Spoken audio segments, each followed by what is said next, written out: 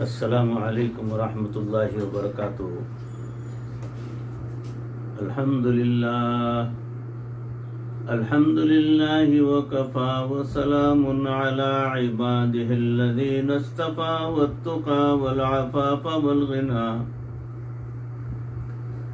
اما بعد فقد قال اللہ تبارک وتعالی فی القرآن المجید والفرقان الحمید فأعوذ بالله من الشيطان الرجيم بسم الله الرحمن الرحيم أم لهم شركاء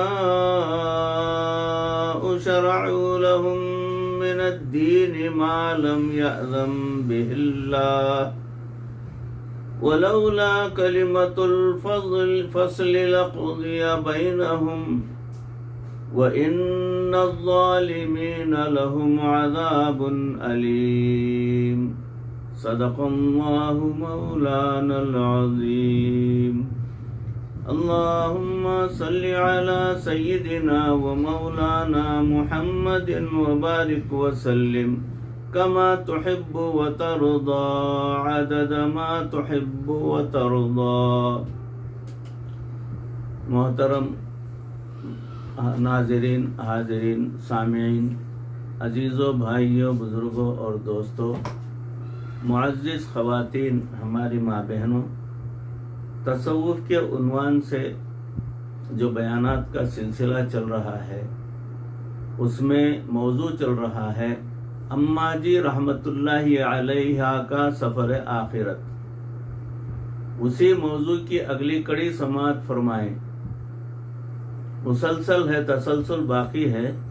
آپ دیکھیں کہ اگر کسی بچی کی شادی ہو، اس کو خاوند اچھا ملا، مال و دولت اس کے پاس ہے، تعلیم یافتہ ہے، دنیا کی عزت اس کے پاس موجود ہے، مگر آپ اسے غمزدہ دیکھیں گے۔ پوچھیں اس نوجوان بچی سے کہ کیوں غمزدہ ہو؟ کہے گی کہ 2 سال شادی کو ہو گئے اور ابھی تک کوئی امید نہیں، اس لیے میرا دل افسردہ رہتا ہے۔ بس دعا کریں کہ اللہ تعالیٰ مجھے بھی خوشی عطا فرمائے۔ اس کا اتنا بڑا گھر اسے اچھا نہیں لگتا، اسے سکون نہیں ملتا۔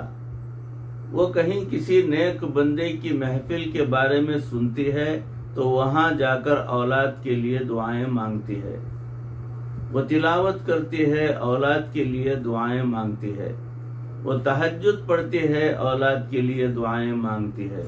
وہ حج اور عمرے پر بھی گئی، غلاف کعبہ کو پکڑ کر اولاد کے لیے دعائیں مانگی۔ مقام ابراہیم پر نفل پڑھی تو اولاد کے لیے دعائیں مانگی۔ نہ کوئی علاج میں کمی کرتی ہے، نہ دعا میں کمی کرتی ہے۔ جب کسی کے بارے میں سنا کہ نیک آدمی ہے، دعاؤں کے پیغام بھیجتی ہے، ایک ہی دعا، اللہ مجھے اولاد عطا فرما دے۔ اس بچی کے پاس دنیا کا سب کچھ موجود ہے۔ اللہ تعالیٰ نے محبت کرنے والا خاوند دیا ہے، گھر دیا ہے، مال دیا ہے، جمال دیا ہے، عزت عطا فرمائی ہے، سب کچھ دیا، مگر ایک نعمت ایسی ہے جس کی خاطر یہ تڑپتی پھرتی ہے، رو رو کے دعائیں مانگتی ہے، کہتی ہے کہ اللہ تعالیٰ مجھے اولاد کی نعمت عطا فرما دے۔ اس کا بس نہیں چلتا کہ کس طرح اللہ تعالیٰ کی یہ نعمت اسے مل سکے، لہذا دعائیں مانگتی ہے، لمبے لمبے سجدے کر کے روتی ہے، اللہ مجھے اولاد عطا فرمائے۔ اور جب اس بچے کو اللہ رب العزت خوشی دیتے ہیں تو پھر یہ خوشی سے پھولی ہی نہیں سماتی۔ ابھی بچہ پیٹ میں ہوتا ہے، اس وقت یہ اپنے بچے کے لیے دعائیں مانگ رہی ہوتی ہے۔ بچہ ابھی پیٹ میں ہے، ولادت نہیں ہوئی، لیکن اس وقت سے دعائیں مانگتی ہے کہ قرآن مجید اس پر گواہی دیتا ہے۔ عمران علیہ السلام کی بیوی اپنی بچی کے لیے اس وقت دعا مانگی جب پیٹ میں تھی، اور کیا کہا؟ ربی انی نذرت لک ما فی بطنی محررا فتقبل منی۔ اے اللہ جو میرے پیٹ میں بطن میں ہے میں نے اسے تیرے دین کے لیے وقف کر دیا ہے، اے اللہ اس کو میری طرف سے قبول کر لیجئے۔ اندازہ کیجئے کہ ماں کی محبتوں کا ابھی بچے کی ولادت نہیں ہوتی، لیکن ماں کی دعائیں اس وقت سے شروع ہو گئیں۔ ماں اس وقت سے بچے کے لیے دعائیں مانگتی ہے۔ اللہ تعالیٰ اس بچے کو نیک بنائے، اس بچے کا دنیا کے اندر نیک نام بنے، نیک اعمال بنے، اچھا بنے۔ اس وقت سے ماں کی تمنائیں شروع ہو جاتی ہیں۔ چنانچہ جب بچے کی ولادت ہوتی ہے ماں اپنے آپ کو بھول جاتی ہے۔ اس بچے کے چہرے کو دیکھ کر اس کو سکون ملتا ہے، اس کو اطمینان مل جاتا ہے۔ بچے کو ایک کمرے میں سلا کر وہ پکوان کے کمرے میں جاتی ہے اور آ کے کام کر رہی ہوتی ہے، مگر کان بچے کی طرف لگے ہوئے ہوتے ہیں۔ ذرا سی آہٹ ہوئی، دوسرے لوگ نہیں پہچانتے، ماں کو فوراً پتہ چلتا ہے کہ میرا بچہ جاگ گیا ہے۔ بھاگ کر جاتی ہے، کپڑا ہٹا کر بچے کے چہرے کو دیکھتی ہے، اگر سویا ہوا ہے پھر واپس آتی ہے، کام میں لگ جاتی ہے، ورنہ بچے کو اٹھا کر دودھ پلاتی ہے۔ بچے کی تکلیف اس کی اپنی تکلیف اور بچے کی خوشی اس کی اپنی خوشی ہوتی ہے۔ بچے کی پیدائش سے پہلے رشتہ داروں کے انداز اور تھے، اور اب جب بچے کی پیدائش کے بعد انداز کچھ بدل گئے۔ جو شخص اس کے بچوں سے محبت کرے گا، بھائی ہو بہن ہو کوئی بھی عزیز ہو، اس کو وہ اپنا سمجھے گی، اور جو اس کی اولاد سے محبت نہیں کرتا ہے کوئی بھی ہو تو وہ سمجھے گی کہ اس کو میرے ساتھ کوئی تعلق نہیں۔ وہ قریب کے رشتہ داریوں کے انداز بھی بدل جاتے ہیں۔ اب وہ بچہ مرکب محور بن گیا۔ کہتی ہے کہ جو میرے بچے سے پیار کرے گا میں سمجھوں گی وہی میرا اپنا ہے، وہی میرا رشتہ دار ہے۔ چنانچہ پہلے کبھی اپنے خاوند کے ساتھ بازار جاتی تھی تو اپنے کپڑے جوتے کا خیال ضرور کرتی تھی۔ اب کبھی بازار میں گئی، چھوٹی چھوٹی چیزیں ڈھونڈتی پھر رہی ہوتی ہے، بچے کا کھلونا ملے، اس کے کپڑے ملیں، چھوٹے چھوٹے جوتے ملیں۔ بیچاری کو خود اپنے آپ کا کچھ بھی یاد نہیں ہوتا، ہر وقت اپنے بچے کی خدمت میں لگی ہوئی ہوتی ہے۔ اس ماں کو اللہ نے ایسی محبت دی ہے، یہ پہلے بچے کو کھلاتی ہے بعد میں خود کھاتی ہے، پہلے بچے کو پلاتی ہے بعد میں خود پیتی ہے، پہلے بچے کو سلاتی ہے بعد میں خود سویا کرتی ہے۔ حتیٰ کہ بچہ جوان ہو گیا، نوکری کے لیے دور کہیں چلا گیا، رات کو آتے ہوئے دیر ہو گئی، گھر کے سارے لوگ سو جاتے ہیں، باپ بھی سویا پڑا ہوتا ہے، مگر ماں چارپائی کے اوپر کروٹیں لے رہی ہوتی ہے، اسے نیند نہیں آتی، اس لیے جاگتی ہے کہ معلوم نہیں میرا بیٹا کس وقت آئے گا، وہ دروازہ کھٹکھٹائے گا، ایسا نہ ہو کہ اسے انتظار کرنی پڑے، اس لیے کہ میرے بیٹے کو ٹھنڈا کھانا نہ کھانا پڑے۔ ماں رات کے آخری حصے تک جاگتی ہے، بچے کو اپنے ہاتھ سے کھلائے گی، دعائیں دے گی کہ بیٹا میں تو تیرے انتظار میں بیٹھی رہی۔ یہ محبت ہے جو اللہ تعالیٰ نے اس کے دل میں رکھ دی ہے۔ ماں کے لیے اللہ رب العزت نے ایسی محبتیں رکھ دیں، لہذا اولاد کے لیے ہر وقت اٹھتے بیٹھتے دعائیں کرتی پھرتی ہے اور چلتے پھرتے بھی دعائیں کرتی رہتی ہے۔ اس لیے دنیا کے اندر ماں کو بڑا مقام عطا فرمایا الجنت تحت اقدام الامہات، جنت تو ماں کے قدموں کے نیچے ہے۔ جنہوں نے اپنی ماں کی خدمت کی اور ان کی دعائیں لی، اللہ رب العزت نے دنیا و آخرت میں ان کو کامیاب فرمایا۔ ماں کی دعائیں اللہ رب العزت کے حضور اس طرح قبول کی جاتی ہیں جس طرح کہ اولیاء اللہ کی دعائیں قبول کی جاتی ہیں۔ حتیٰ کہ کتابوں میں یہ بھی لکھا ہے کہ ماں فاسق، گنہگار صحیح، ماں خطا کار اور غافل صحیح، دینی زندگی نہ بھی ہو مگر ماں ہوتی ہے۔ اگر بیٹے کے لیے ہاتھ اٹھائے گی اللہ تعالیٰ اس گنہگار ماں کی دعا کو بھی اسی طرح قبول فرمائیں گے جس طرح کہ اپنے اولیاء اللہ کی دعائیں قبول فرماتے ہیں۔ سبحان اللہ۔ ماں کے منہ سے جب دعا نکلتی ہے اس کے اوپر اپنے رب کے درمیان کوئی پردہ باقی نہیں ہوتا، آسمان کے دروازے کھل جاتے ہیں، یہ دعا اپنے رب کے حضور پیش ہوتی ہے، اللہ تعالیٰ ماں کی دعا کو قبول فرماتے ہیں۔ اسی لیے لوگوں میں یہ بات مشہور ہے کہ ماں کی دعا جنت کی ہوا ہوتی ہے، اس سے بڑھ کر بھی کوئی بات کہی جا سکتی تو وہ بھی کہہ سکتے تھے۔ اللہ رب العزت کی رحمتیں ہوتی ہیں کہ ان کی ماں کو اللہ رب العزت نے وہ محبت عطا فرمائی کیونکہ پرخلوص دعائیں کرتی ہے، اس لیے اس کی دعاؤں کا ہمیشہ نتیجہ اچھا دیکھنے میں آتا ہے۔ اللہ رب العزت ماں کی خدمت کرنے کی توفیق عطا فرمائے، اور جس کی ماں دنیا سے رخصت ہو چکی، والدین رخصت ہو چکے، اب وہ اپنے والدین کے لیے نیکی کے ذریعے ان کو تحفے بھیج سکتے ہیں، دعائیں کر سکتے ہیں، نیکوں کی زندگی گزار کے اپنے والدین کے لیے آخرت کا ذخیرہ بنا سکتے ہیں۔ جب ماں باپ کی جدائی انسان کی زندگی کا بہت بڑا سانحہ ہوتا ہے، حضرت حسن بصری رحمۃ اللہ علیہ فرماتے ہیں کہ جس شخص نے اپنے باپ کا جنازہ اٹھایا، جس شخص نے اپنی ماں کا جنازہ کندھے پر اٹھایا اور پھر اس کی زندگی میں دین نہ آیا، اس سے زیادہ بدبخت آدمی دنیا میں کوئی نہیں ہو سکتا۔ اور کون سا موقع ہوگا عبرت حاصل کرنے کا، اور کون سا وقت ہوگا اپنے نفس کو پامال کرنے کا، اور کون سا وقت ہوگا اللہ کے سامنے سر جھکانے کا۔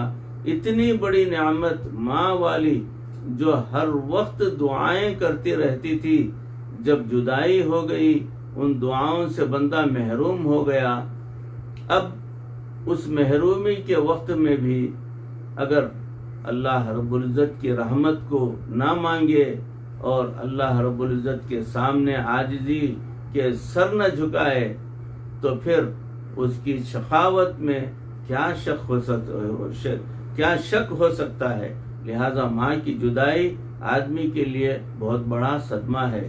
انا للہ پڑھنے پر اس کا اجر بہت زیادہ ملتا ہے۔ چنانچہ نبی اکرم صلی اللہ علیہ وسلم اپنے حجرے میں تشریف فرما ہیں، چراغ جل رہا ہے، چراغ بجھ گیا، محبوب صلی اللہ علیہ وسلم نے فرمایا انا للہ و انا الیہ راجعون۔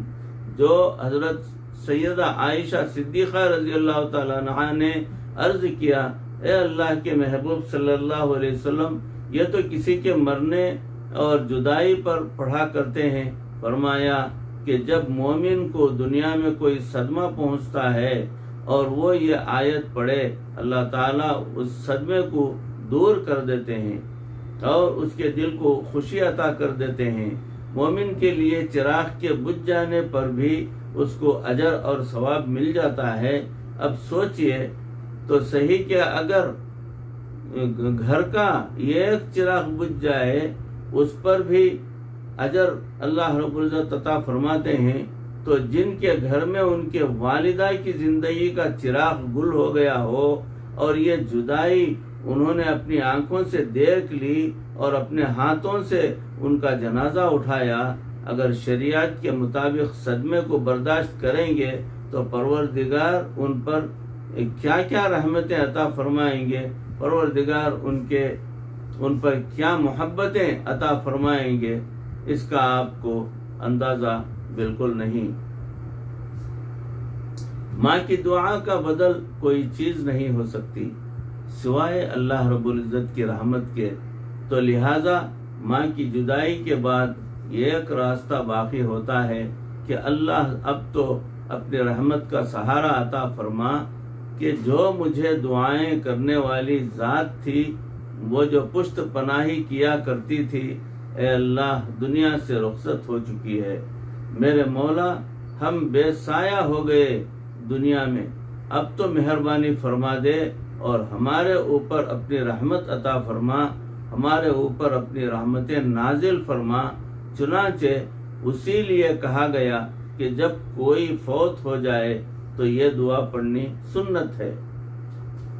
اللہم لا تحرمنا اجرہ لا تفتنا بعدہ، اے اللہ ہمیں اس کی جدائی سے اجر سے محروم نہ فرما اور اس کے بعد ہمیں کسی آزمائش میں نہ ڈال۔